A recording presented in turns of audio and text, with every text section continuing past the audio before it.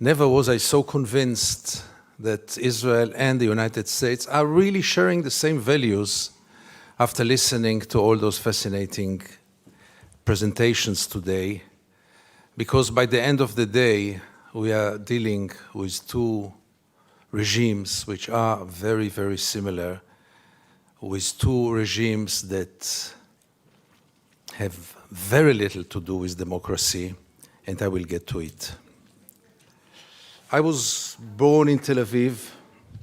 I was brought up in Tel Aviv. I was a very good boy, Tel Aviv. I served in the Israeli army. I did even something which is much worse than this. I worked for 4 years with Shimon Peres, then leader of Israeli opposition in the late 70s, early 80s, before most of you were born. And it was only by the late 80s when I started to travel to the occupied territories quite accidentally, when I realized, as a journalist, when I realized that the biggest drama of Israel is taking place half an hour away from our homes, in our dark backyard, that this real drama of Israel has almost no one to be interested in, that it is hidden in the backyard of Israel, half an hour away from our homes. All those crimes are taking place, and we Israelis, most of us, if not all of us, do not want to know, do not know, and above all, do not care. And it took me many, many years to understand how come. How come that a society, some of you met Israelis, they are not monsters. Every catastrophe in the world, the Israelis are always the first one to send rescue teams with field hospitals. Many Israelis would help any old lady to cross the road many times, even if she doesn't want to cross the road. People with values. How come that this society lives for so many years with this drama in its backyard and feels so good about itself and has so little moral doubts, if at all? How is it possible? How is it possible that most of the Israelis, if not all of them, are deeply convinced that the IDF is the most moral army in the world? Try to tell an Israeli, and I tried it once or twice, you know what, maybe it's the second moral army in the world. Maybe the army of Luxembourg is more moral. I don't know if Luxembourg has an army at all. They will be deeply offended. How can you dare? How come that when this reality is taking place so close to our homes, not over the oceans, but just half an hour away from our homes, how come that we live in peace with it, that we continue with it, that there is no resistance, almost nothing? And here I want to object to what my friend Miko said. When I got first the invitation to come here, the first words were Israel lobby. I said, wow, they invite me. AIPAC is inviting me. And then I said, that's the chance of my life. And I'm going to come there to Washington and to tell them, listen, with friends like yours, Israel does not need enemies. But unfortunately, but then I continued to read, and I read that I'm privileged to be invited to another forum, not exactly AIPAC, and even not the Anti-Defamation League. But I can say it from here, Miko. I think that we are dealing with a corrupting friendship. I think that if it wouldn't be the Israel lobby, Israel would have been today a better place to live in. Israel would have been a more just place. And I think that if it wouldn't be the Israel lobby, the United States would have been a better place and a more democratic place. But it's not for me to judge the American politics. And still, by the end of the day, we are dealing with an enigma, because nothing can really explain it. Nothing can explain how administration after administration, legislators after legislators, are going in the very same way, which contradicts American interest in so many cases, which contradicts international law, human rights, moral values, you name it. Can it be only this small group, as powerful as it is? Is it the full explanation? I doubt it, but that's for you to decide, not for us in Israel. But for us in Israel, or at least for me, it is very clear. Think about a relative of yours or a friend of yours who is, God forbid, a drug addict. There are two ways to deal with him.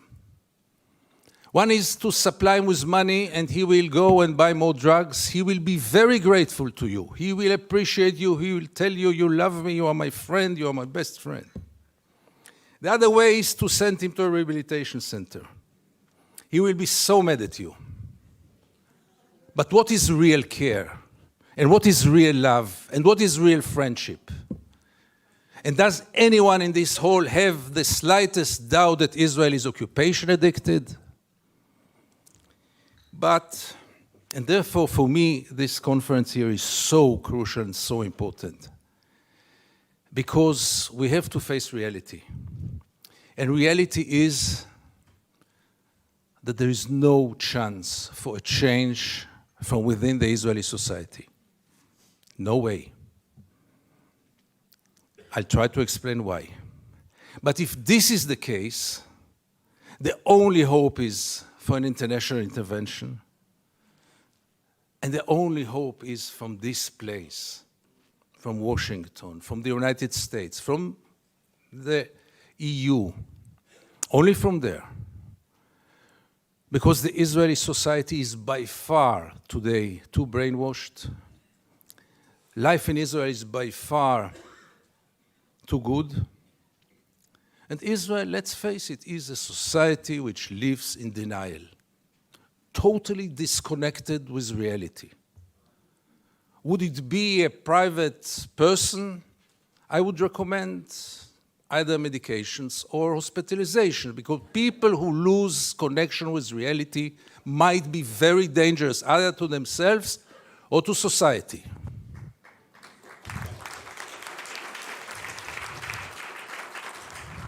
And the Israeli society lost connection with reality. It lost connection with the reality in its backyard. It's totally lost connection with the international environment. Really to believe that 5 million Jews know better than 6 billion people of the world? Really believe that 5 million Jews will be able to continue to live on their sword forever? Is there one example in history in which any country lived on its sword forever? Empires? Really believing that in the 21st century it is acceptable to ignore the international law in such a way, to ignore the international institutions, and to rely only on the United States and Micronesia. Let's not forget this friend of Israel. And recently also Czech Republic. Thank you, Czech Republic. And Canada, your neighbor, obviously. Does it work? Had it ever worked? So therefore it is so crucial for people like me to see any kind of change here in the United States. And we jump on any sign. When J Street was established, we say, yeah, here it comes. And it didn't come. When Obama was elected, I had tears in my eyes. I said, here it comes. And it didn't come. And when I see conferences like here today, again, it gives me some hope that change might happen. Because change will have to take place here. In Israel, it's a lost case. Forget about it. The Israeli society had surrounded itself with shields, with walls, not only physical walls, but also mental walls. I don't want to get into it because it's another lecture, but I'll just give the 3 principles which enable us Israelis to live so easily with this brutal reality. A, most of the Israelis, if not all of them, deeply believe that we are the chosen people. And if we are the chosen people, we have the right to do whatever we want. B, there were more brutal occupations in history. There were even longer occupations in history, even though the Israeli occupation gets to quite a nice record. But there was never in history an occupation in which the occupier presented himself as the victim. Not only the victim, the only victim around. This also enables any Israeli to live in peace because we are the victims. The other day, Professor Falk spoke about this dual strategy of Israel of being a victim on one hand and manipulating on the other hand. After what happened in Paris and in Copenhagen with the terror attacks, Benjamin Netanyahu came with the notion all the Jews must come to Israel. It's the safest place for the Jews in the world. It's a shelter for the Jews in the world. Which is wrong, because Israel is today the most dangerous place on earth for Jews, but let's put it aside. It was only 24 hours later when he said Israel is an existential threat under the Iranian bomb. And I asked myself, how can you dare call Jews to come and to join this suicidal project when the Iranians are going to bomb us?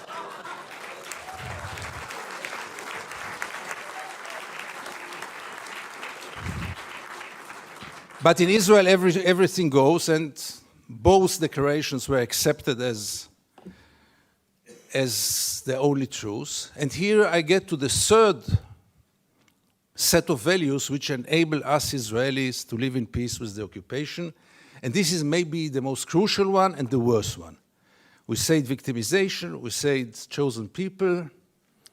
When I say victimization, it goes without saying we have to mention the Holocaust and the unforgettable Mrs. Golda Meir that the American jury had exported to Israel. She said once, this unforgettable woman, that after the Holocaust, the Jews have the right to do whatever they want. But the 3rd set of values is the most dangerous one, and this is the systematic dehumanization of the Palestinians, which enable us Israelis to live in peace with everything, because if they are not human beings like us, then there is not really a question of human rights. And if you scratch under the skin of almost every Israeli, you will find it there. Almost no one will treat the Palestinians as equal human beings like us. I once wrote that we treat the Palestinians like animals, and I got so many protest letters from animal rights organizations. Rightly so. But by the end of the day, how many Israelis did ever try for a moment to put themselves in the place of the Palestinians for a moment, for one day? And I want to give you 2 examples which will demonstrate it. Many years ago, I interviewed then candidate for Prime Minister, Ehud Barak. And I asked him a question which I try to ask in any occasion. Mr. Barak, what would have happened if you would have been born Palestinian? And Barak gave me then the only honest answer he could give me. He said I would have joined a terror organization. What else would have he done? Would he become a poet? He doesn't know to write poems. Would he become a pianist? He's quite a bad pianist, and I doubt if he would have become a collaborator, because he is a fighter. And it became a scandal, because how can you dare to put Ehud Barak to think what would have happened if he would have become a Palestinian? And the second incident, briefly, Second Intifada, the city of Jenin, the most closed city in the West Bank, real total siege. I go out from Jenin, I come to the checkpoint, a Palestinian ambulance is parking there with the red lights. I stand after him, no cars can get out of Jenin in those days, no cars can get in, and I wait. The soldiers are playing backgammon in the tent. Usually I know myself. It's better that I don't get into a confrontation with the soldiers because it always ends up very badly. So I stayed in the car. But after 40 minutes, I couldn't take it. And I went out to the car. From the car, I went first to the Palestinian ambulance driver and I asked him, what's going on? He told me that's the routine. They let me wait 1 hour until they come and check the ambulance. And I couldn't take it anymore. And I went to the soldiers. It became a confrontation. But the question that I asked them, which really brought them to direct their weapons toward me, was one. What would have happened if your father would have been lying in this ambulance? This freaked them out. They lost control. How can I dare to compare between their father and the Palestinian in the ambulance? And this set of beliefs that they are not human beings like us enable us, Israelis, to live in so much peace with those crimes, ongoing crime for so many years, with losing any kind of humanity, values. I heard today people talk about Jewish values. I must be frank with you, I don't know what are Jewish values. I know what are universal values. Let's not get into it, really.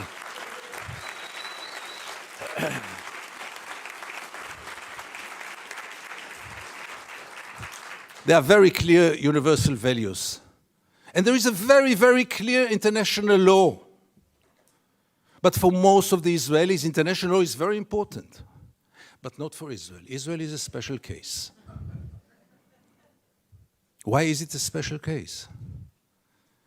And again, you get with all those set of values, with this living in denial. And here I want to get back to the topic of our panel. Is it good for Israel? No, it's very corrupting. Because as long as the United States enable Israel to continue, obviously the Palestinians are the first and direct, unbelievable victim of it. But by the end of the day, what will Israel be after all those years? What is it already today? Where does it direct to? And things are getting worse and worse. And therefore I have so little hope about change from within the Israeli society. Because things, as you might know, are going more and more to the nationalistic, militaristic, religious direction, with very little hope that change will come from within. Why would Israelis go for a change? What incentive? Why would they bother? Life is so good. You should have seen Israel in the days when Gaza was bombed, when the beaches were crowded, the helicopters were passing on their way to bomb Gaza. The Israeli TV hardly showed photos from there. Newspapers hardly wrote anything. I wrote one article about the responsibility of the pilots, and I needed to use bodyguards to get out of my home after this. The problem was, by the way, that the bodyguards were settlers, and they argued with me all day long until I saw that I'm much more secure without the bodyguards rather than with them. But the last war in Gaza, and this will be my final remarks, the last war in Gaza taught us also that Israel, which has 3 regimes today, maybe the only country, the only state in the world with 3 regimes, one for the Jews, one for the Arab citizens, and an apartheid regime in the West Bank and Gaza, one of the most brutal and cruel tyrannies in the world. But even for the facade, even for this democracy, which I always thought is a democracy for its Jewish citizens, I realized last summer that it is a democracy for its Jewish citizens, but only if they think like the majority.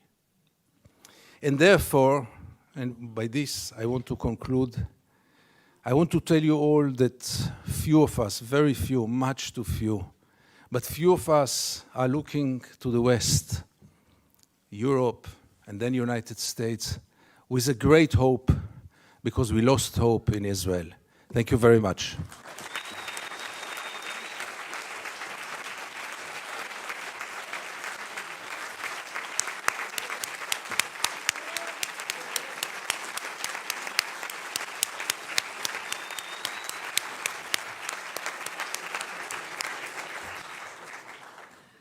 Well, now I'm afraid we're going to need a bodyguard to help you leave Washington, D.C.